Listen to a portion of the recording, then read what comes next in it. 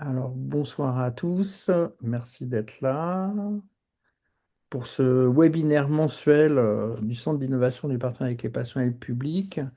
Je vous demanderai pendant la présentation de couper vos micros afin de ne pas perturber la présentation que va nous faire Estelle Rousseau, qui est sociologue et qui, je ne vais pas donner le titre, hein, vous l'avez, qu'on a rencontré parce qu'on fait des colloques régulièrement de recherche juridique et éthique.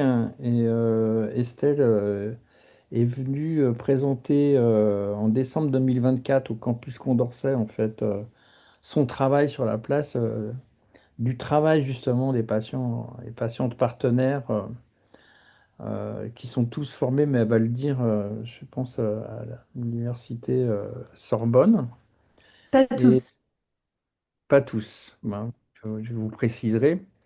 Et, et en fait, la communication nous a bien interpellés. Elle a écrit un article après que je mettrai les références accessibles dans la zone chat.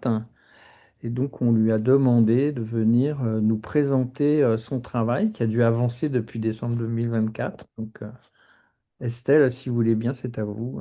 Je vous remercie d'être avec nous. Merci Luigi pour cette invitation et puis merci à vous d'être en ligne pour la suivre et pour en échanger après. Je suis curieuse de voir ce dont on peut discuter ensuite.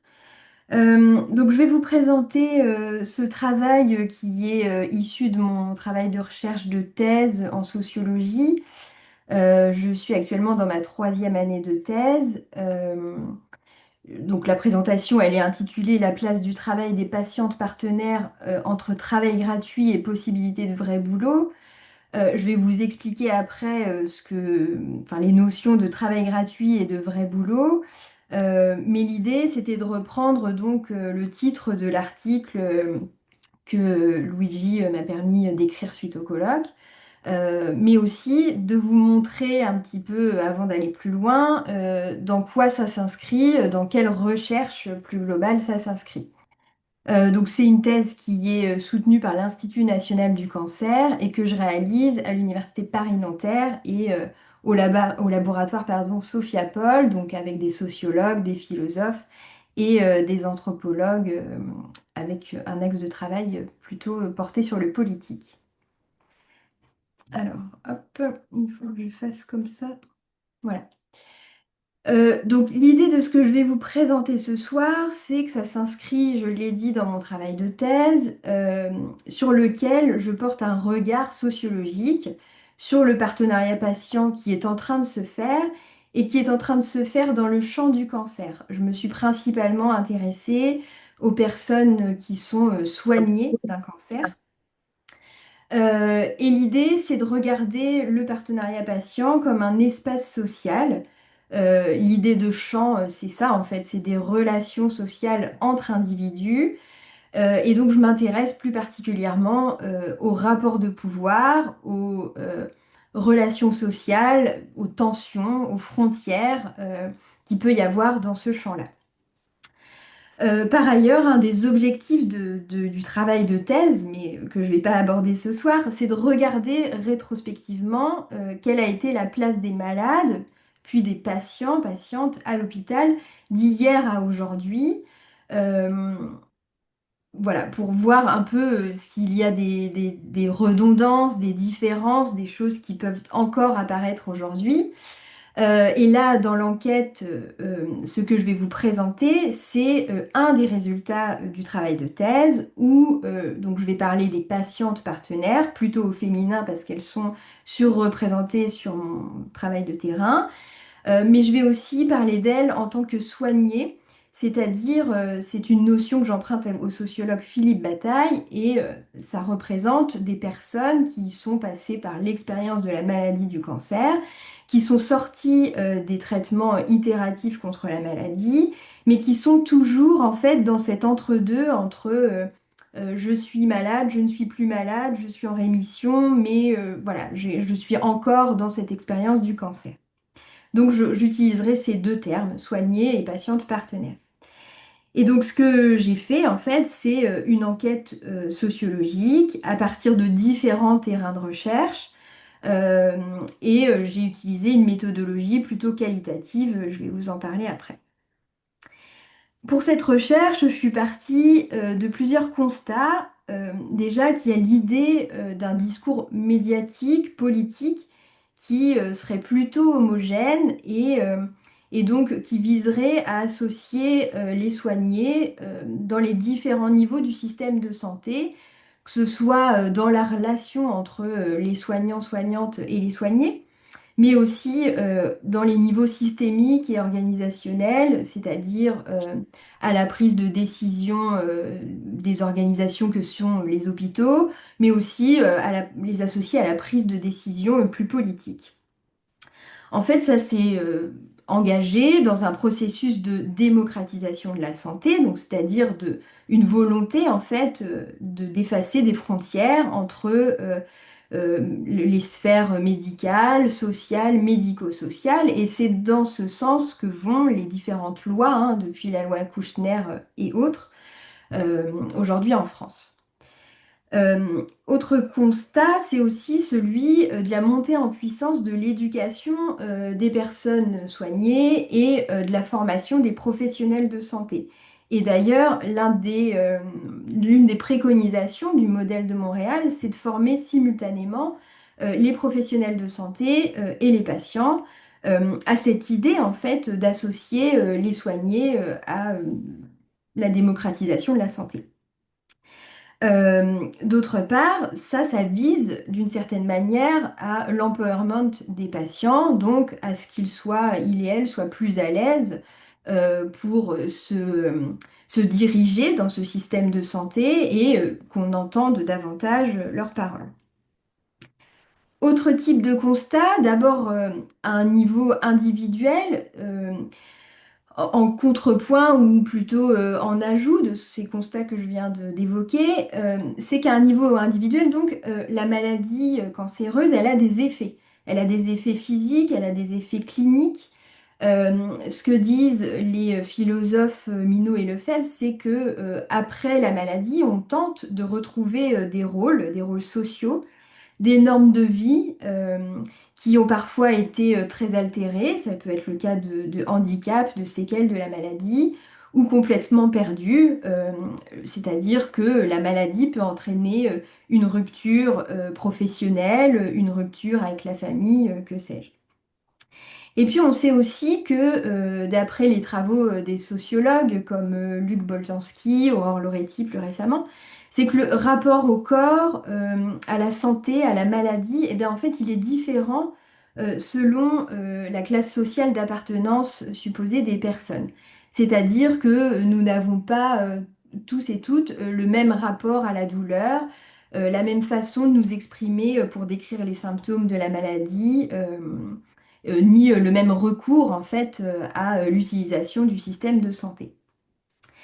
À cela s'ajoute un autre constat, lui plus organisationnel, c'est-à-dire que le partenariat patient, il se développe aussi dans un contexte où il y a des rigidités institutionnelles et que, elles jouent un rôle dans la mise en application concrète de l'activité de participation des soignants et donc du partenariat patient.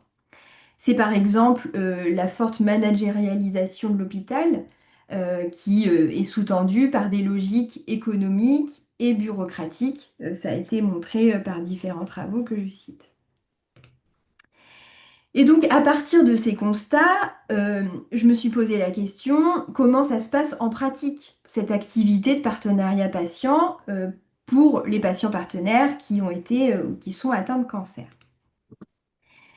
Donc j'ai réalisé une méthodologie plutôt qualitative en partant, et je m'y attache du point de vue des patients partenaires, donc de ceux et celles qui développent le partenariat patient.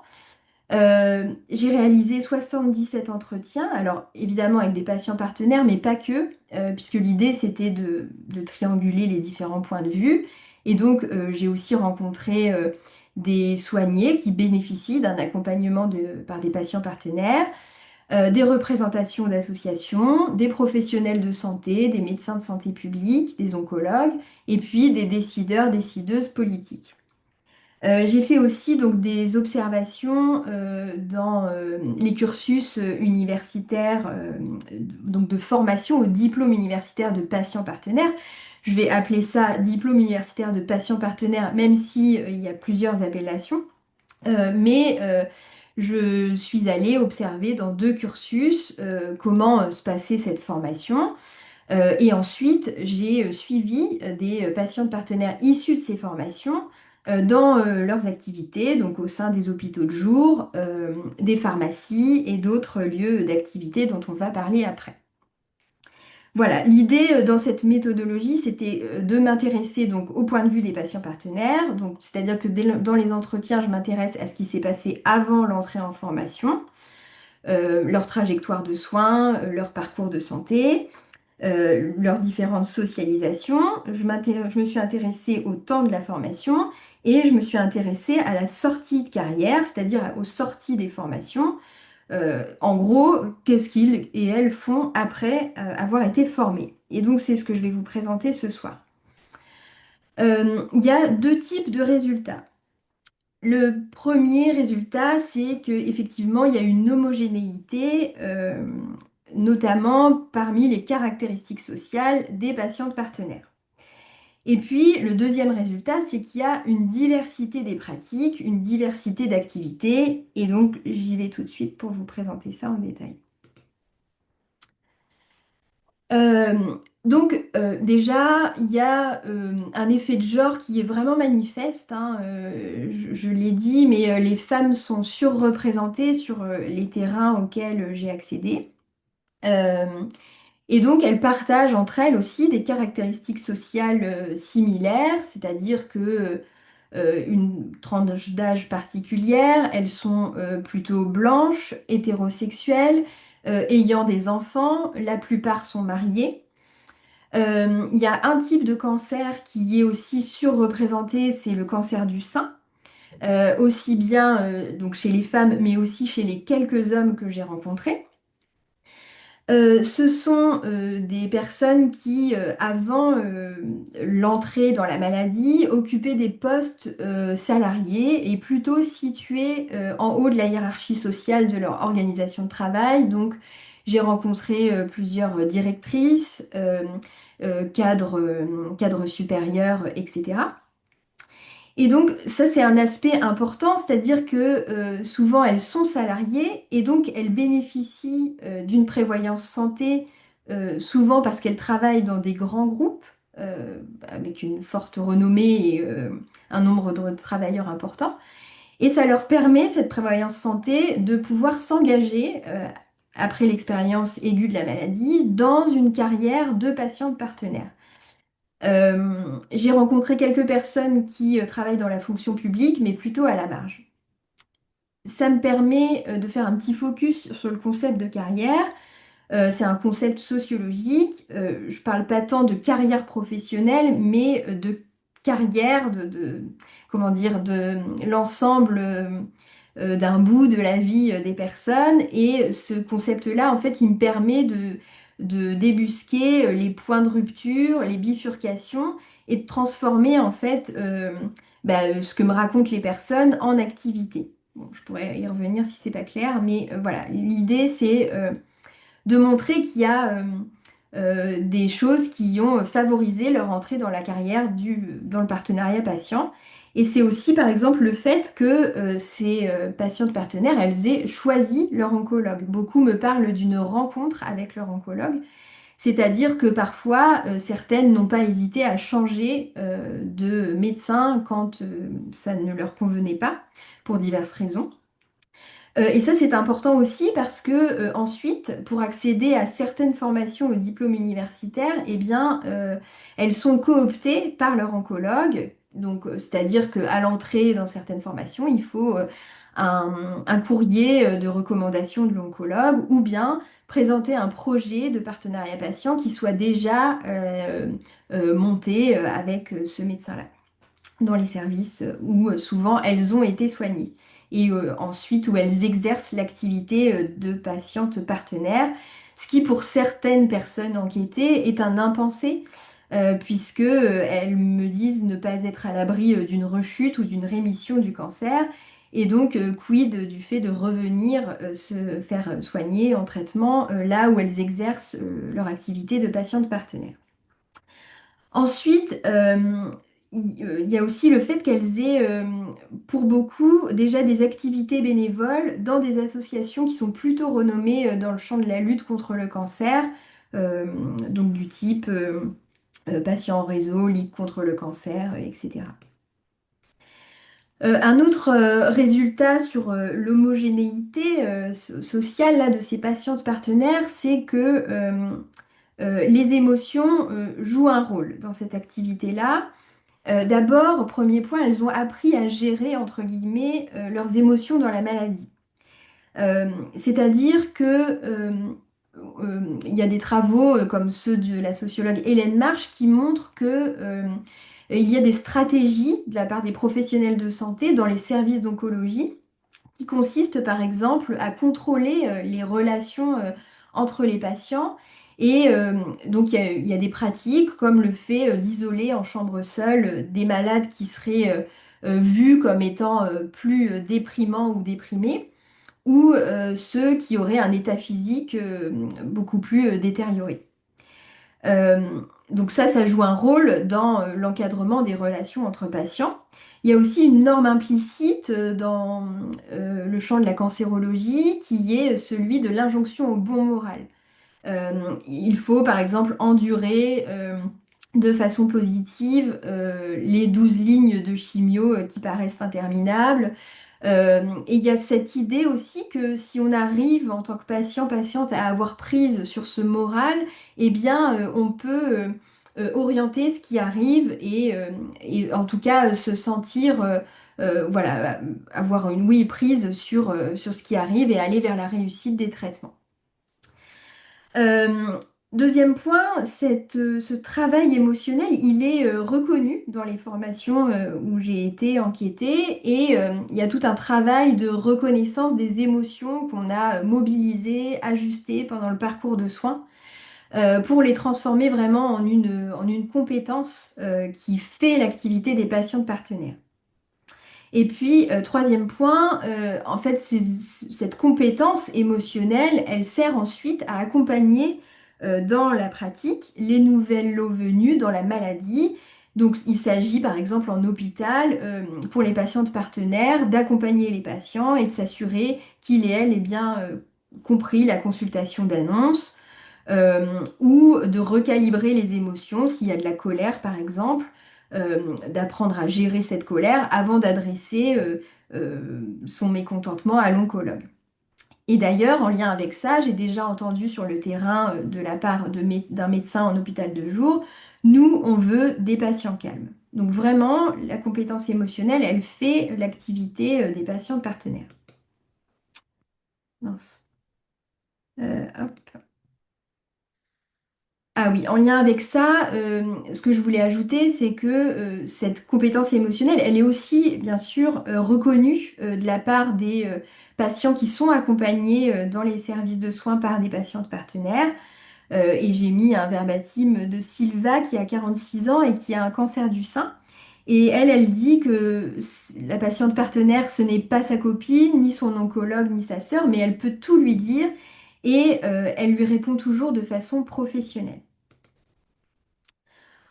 Ensuite, là, donc, je vous ai montré ce qui était plutôt homogène, mais il y a aussi des différences, et ces différences, elles s'appliquent dans les pratiques des patients partenaires, donc dans leur travail.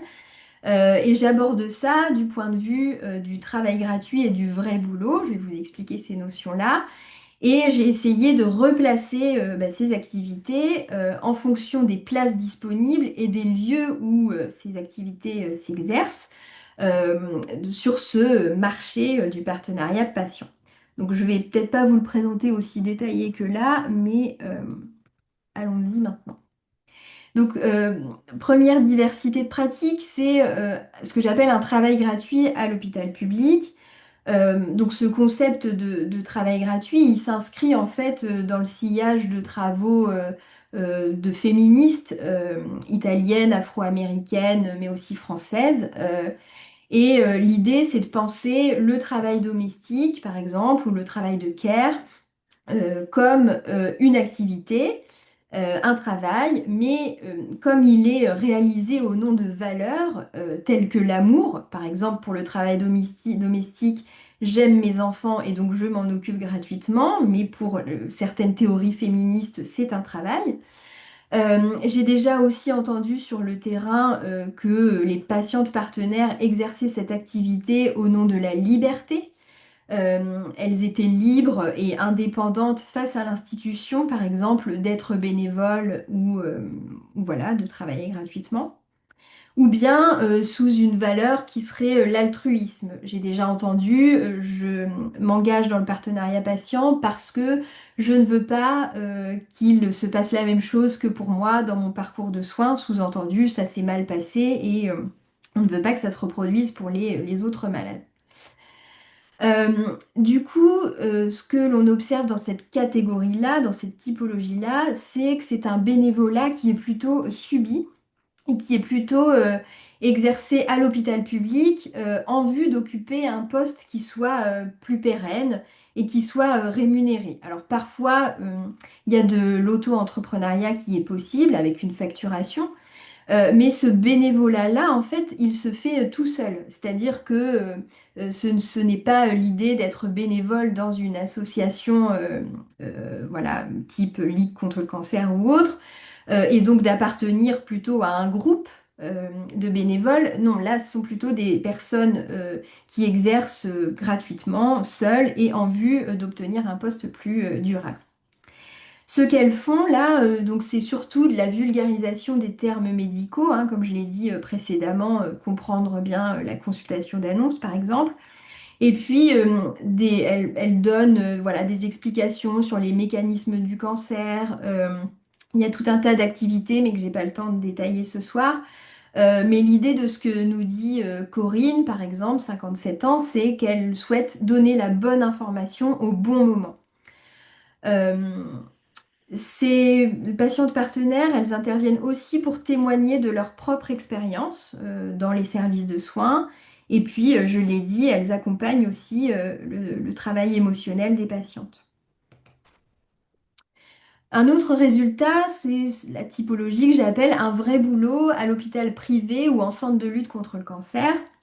Donc l'idée du concept de vrai boulot, ça rejoint le travail gratuit, mais là on parle, enfin en complément, on parle d'activités auxquelles on tient, qui sont créatrices de sens pour les individus et de valeur, et qui les relient au monde. Hein, parce que quand même, dans l'idée de traverser l'expérience du cancer, il y a l'idée parfois d'être en rupture avec son univers professionnel, d'être parfois déclassé ou d'être licencié en fait de son entreprise. Donc ces activités de partenariat patient, en fait, elles relient au monde les patientes partenaires. Et c'est tout le contraire de ce que Everett Hughes, un autre sociologue, appelle le sale boulot, le dirty work, qui serait des tâches dont on ne veut pas, que l'on délègue, etc. Là, c'est pas ça. Et quelquefois, donc pour les mêmes activités que je vous ai citées dans le travail gratuit à l'hôpital public, et bien là, ça se fait en clinique ou en centre de lutte contre le cancer. Et souvent, c'est un travail qui est rémunéré plutôt parce que on a décroché un appel à projet qui permet de rémunérer les patients partenaires ou parce que elles exercent dans une clinique qui est soutenue financièrement par une fondation. Euh, voilà, donc en fait, ça veut dire que quid de la valeur de ce travail? Est-ce que c'est en lien avec le fait de décrocher l'appel à projet ou est-ce que c'est en lien avec la valeur qu'apporte ce travail au sein des institutions? Une patiente partenaire nous dit, en fait, c'est un métier qui est nouveau, donc la plupart des hôpitaux n'en ont pas. Puis quand il y a un poste qui se crée, il y a des centaines de personnes qui postulent. Donc c'est quand même compliqué. En fait, ce que veut dire cette personne, c'est que les postes rémunérés, ils sont rares et que dans l'enquête que je fais, j'ai l'impression forte que ça entraîne une concurrence entre les patientes partenaires qui postulent.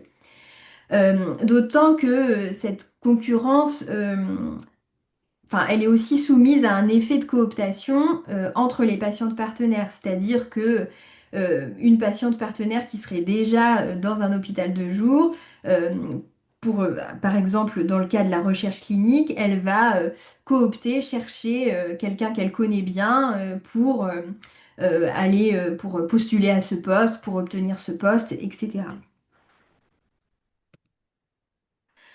Ensuite, on trouve aussi des patients partenaires qui font un travail en e-santé. Euh, donc, la e-santé, c'est, selon Anne Vega et Lola Catrin, des socio-anthropologues, c'est un marché qui grandit principalement en dehors de l'hôpital, mais qui pourtant, enfin, je l'ai trouvé sur mon terrain dans les hôpitaux, et qui est, la e-santé, c'est plutôt destiné au grand public et à un public qui est en bonne santé. Bon. Pourtant, il y a des patients partenaires qui travaillent à l'hôpital, en recherche clinique ou pas, et qui sont, comment dire, mis en lien, enfin qui font le lien entre des startups qui proposent des solutions numériques et des hôpitaux. Et d'ailleurs, c'est là que je trouve mes rares hommes, hein. J'en ai deux dans mon échantillon sur 77 personnes et qui font ce travail de partenariat patient dans l'idée d'aider un médecin. C'est ce que nous dit Julien, qui a 60 ans et qui a un cancer du sein. Et ce que je veux montrer par cette catégorie-là, c'est que la contractualisation entre les startups et l'institution, donc l'hôpital, eh ben, elle est assez souple et c'est elle en fait qui organise le travail des patients partenaires. C'est-à-dire que certains sont bénévoles et puis d'autres sont salariés et d'autres encore sont en auto-entrepreneuriat. Et ça aussi, ça dépend pardon, en fait des fonds qui sont levés par la start-up ou par les hôpitaux où ils s'implantent. Et on retrouve aussi cet effet de cooptation entre les patients partenaires avec des oncologues qui choisissent hein, certains patients partenaires pour être intégrés à ce travail en e-santé. Dernière typologie, donc c'est le partenariat patient en entreprise qui serait plutôt au profit d'une santé publique. Donc là, c'est le cas de patients partenaires qui ont été formés donc et qui enfin, ne réorientent pas forcément leur carrière. En tout cas, ils restent salariés de l'entreprise dans laquelle ils étaient avant l'expérience de maladie. Et ce sont des personnes qui travaillaient plutôt dans des grands groupes. J'ai mis Nestlé, L'Oréal, Carrefour, etc. Et donc, elles réintègrent leur activité salariée, mais en plus des missions pour lesquelles elles sont rémunérées dans l'entreprise, elles développent des projets en lien avec le partenariat patient, souvent en lien avec la responsabilité sociale des entreprises. Donc, c'est par exemple des journées de prévention à l'autopalpation, mais il y a d'autres projets.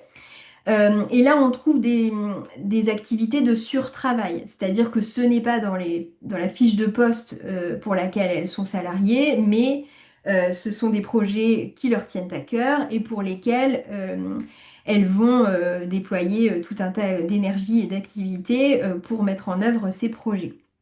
Euh, alors, ce qu'on pourrait se dire, et c'est Romain Juston-Morival qui le dit, un sociologue, c'est que ces missions, elles ont plutôt une visée de santé publique, hein. On parle d'autopalpation, par exemple, dans des journées de prévention dans ces entreprises-là, et que parfois ça viendrait masquer d'autres problématiques de santé au travail, comme des problématiques d'ergonomie ou autres, que sais-je. Voilà, ce sont des missions que les entreprises pourraient valoriser au détriment d'autres missions plus axées sur la santé au travail.